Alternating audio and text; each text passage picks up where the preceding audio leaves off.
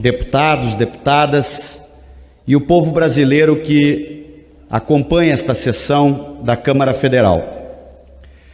Hoje, ao ler a Folha de São Paulo, isso poderia se dar com qualquer jornal brasileiro, deputado Joseildo, me deparei com as seguintes manchetes: preço da energia elétrica vai subir em torno de 17% no Nordeste e 13% no Sudeste. Matéria da página seguinte: desempregados dormem na fila em busca de vaga em São Paulo. Ainda a matéria repercutindo uma foto extremamente forte que foi publicada na capa da Folha de São Paulo, no pátio do colégio, em São Paulo, um grupo enorme de brasileiros dormindo na rua, deputado Bongás. Então, a pobreza, a crise, o desemprego, a inflação, elas vão crescendo de forma galopante no desgoverno Bolsonaro.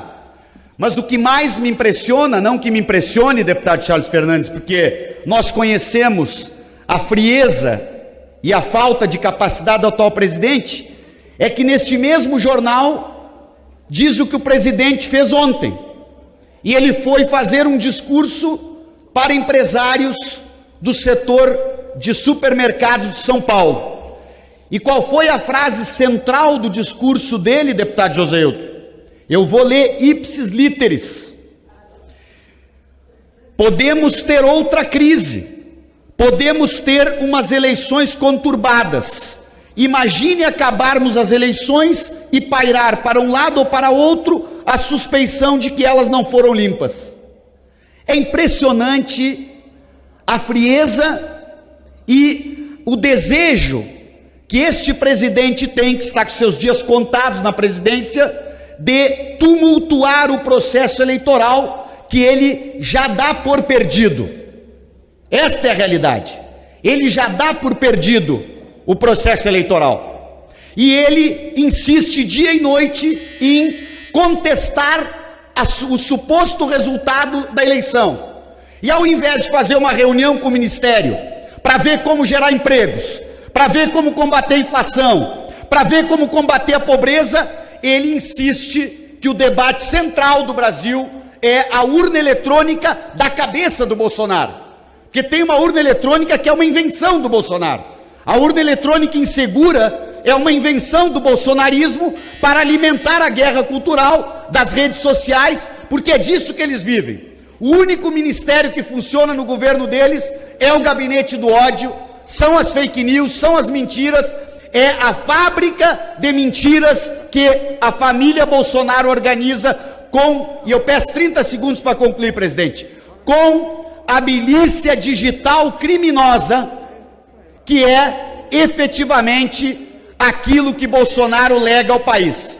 Nós precisamos derrotar esta milícia digital. Nós sabemos que as eleições brasileiras serão vencidas pela maioria do povo brasileiro. As pesquisas apontam para uma vitória de Lula, mas nós temos que ainda ampliar esta aliança, para que a vitória seja de grande diferença, para que Bolsonaro volte para o lugar de onde nunca deveria ter saído, que é o anonimato, presidente. Obrigado, nobre deputado Henrique Fontana. Colegas deputados e deputadas, eu quero falar hoje aqui das filas provocadas pelo Bolsonaro, que fazem mal ao povo brasileiro.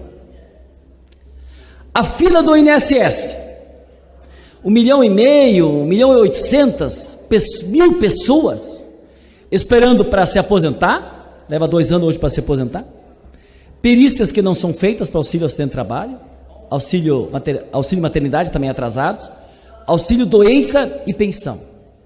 Fila do INSS.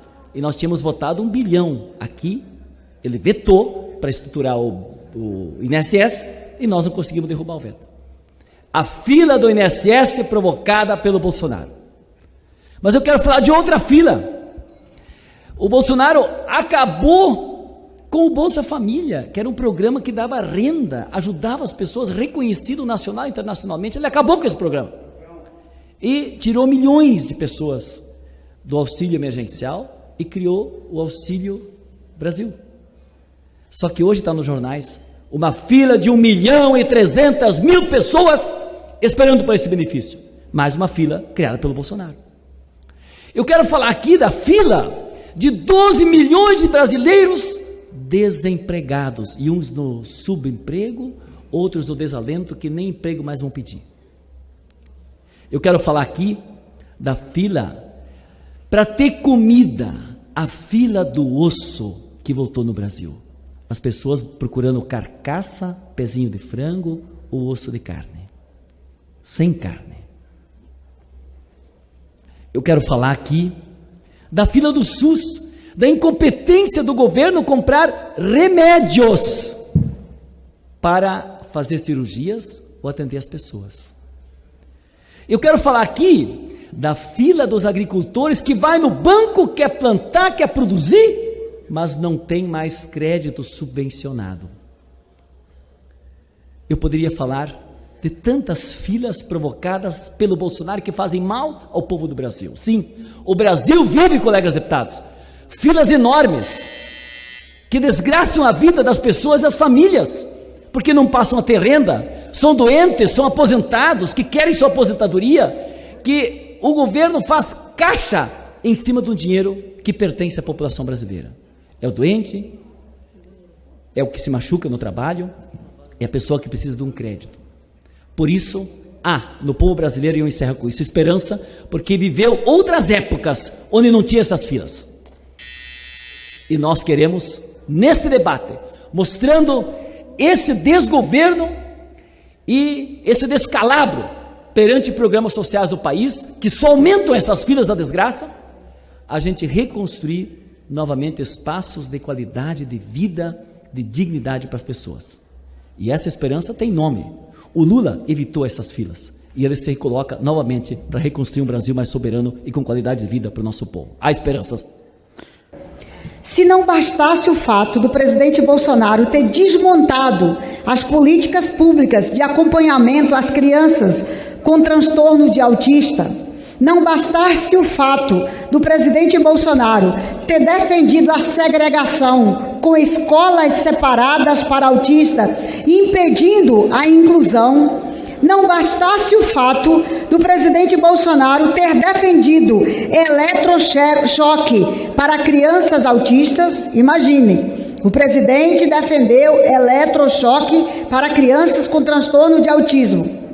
Se não bastasse tudo isso, e ainda o presidente Bolsonaro ter feito uma tentativa de impedir com que a pergunta sobre criança autista numa família, no censo do IBGE, a situação no estado do Acre das famílias com crianças autistas está num completo abandono.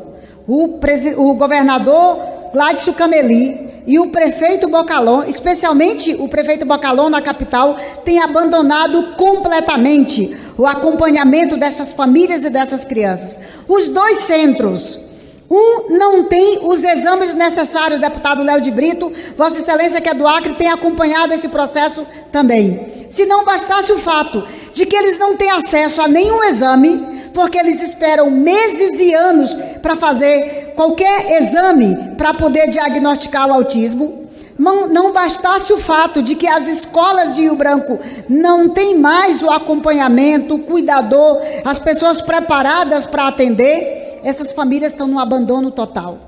Depois de 2 anos e meio de pandemia, que tiveram que se trancar em casa com suas crianças com autismo, somente uma família que tem uma criança com autismo em casa sabe o nível de dificuldades que enfrenta. Então é preciso o poder público ter um olhar diferenciado para os diferentes.